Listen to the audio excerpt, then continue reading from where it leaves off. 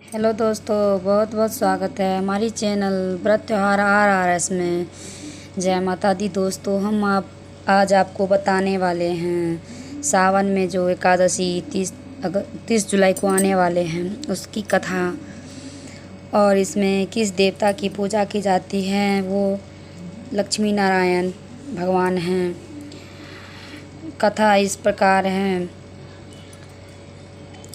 इस एकादशी का नाम पुत्रदा एकादशी है। इसमें श्री भगवान नारायण की पूजा की जाती है।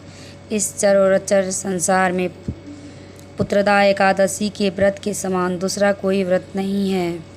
इसके पुण्य से मनुष्य तपस्वी, विद्वान और लक्ष्मीवान होता है।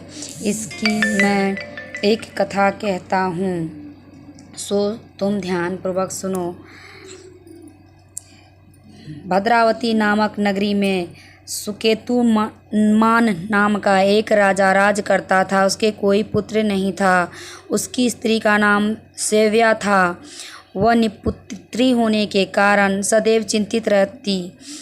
राजा के पितर भी रो रो कर पिंड लिया करते थे और सोचा करते थे कि इसके बाद हमको कौन पिंड दान करेगा।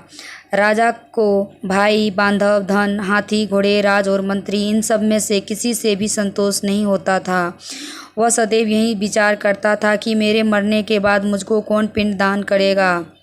बिना पुत्र के पितरों और देवताओं का ऋण मैं कैसे चुका सकूंगा। जिस घर में पुत्र न हो उस घर में सदैव अंधेरा ही रहता है। इसलिए पुत्र उत्पत्ति के लिए प्रयत्न करना चाहिए। जिस मनुष्य ने पुत्र का मुख देखा है वह धन्य है। उसको इस लोक में यश और परलोक में शांति मिलती है, अर्थात उनके दोनों लोक सुधर जाते हैं। पूर्व जन्म के कर्म से ही इस जन्म में पुत्र, धन आदि प्राप्त होते हैं। राजा इसी प्रकार रात दिन चिंता में लगा रहता था। एक समय जो राजा ने अपने शरीर को त्याग देने का निश्चय किया, परंतु आत्मघात से महान पाप समझकर उसने ऐसा नहीं किया। एक दिन राजा ऐसा ही विचार करता हुआ अपने घोड़े पर चढ़कर वन को चल दिया तथा पक्षियों और वृक्षों को देखने लगा। उसने देखा कि वन में मृग, व्याघ्र, सुअर, सिंह, बंदर, सर्प आदि सब भ्रमण कर रहे हैं। हाथी अपने बच्चे और हथनियों के बीच घूम रहा है। इस वन में कहीं तो गिद्ध और कर्कश स्वर में बोल रहे हैं, कहीं उल्लू ध्वनि करते रहे हैं। वन के दृश्यों को देखकर राजा सोच विचार में लग गया। इसी प्रकार आधा दिन बीत गया। सोचने लगा कि मैंने कई यज्ञ किए, ब्राह्मणों को स्वादिष्ट भोजन दिया, तृप्त किया, फिर भी मुझको दुख प्राप्त क्यों हुआ। राजा प्यास के मारे अत्यंत दुखी हो गया। पानी की तलाश में इधर उधर फिरने लगा। थोड़ी दूर पर राजा ने एक सरोवर देखा। उस सरोवर में कमल खिले थे तथा सारस, हंस, मगरमच्छ आदि विहार कर रहे थे। उस सरोवर के चारों तरफ मुनियों के आश्रम बने हुए थे। उसी समय राजा के दाहिने अंग फड़कने लगे। राजा शुभ शकुन समझकर घोड़े से उतरकर मुनियों को दंडवत प्रणाम करके बैठ गया। राजा को देखकर मुनियों ने कहा, हे राजन, तुमने अत्यंत प्रसन्न हूँ। तुम्हारी जो इच्छा हो सो कहो।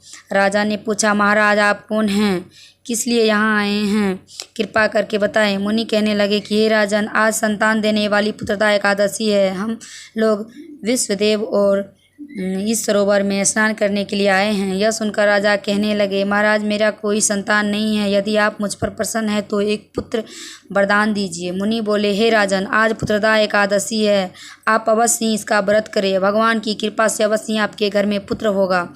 मुनि की वचन सुनकर राजा ने उसी दिन एकादशी का व्रत धारण किया और द्वादशी को उसका पारण किया। इसके पश्चात मुनियों को प्रणाम करके महल आ गया।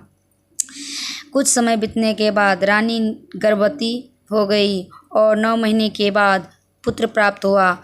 वह राजकुमार अत्यंत शूरवीर, यशस्वी और तथा प्रजापालक हुआ। श्री कृष्ण बोले, हे राजन, पुत्र की प्राप्ति के लिए पुत्रदा एकादशी का व्रत करना चाहिए। जो मनुष्य इस मान्यता को पढ़ता या सुनता है और सुनाता है वह स्वर्ग की प्राप्ति करता है।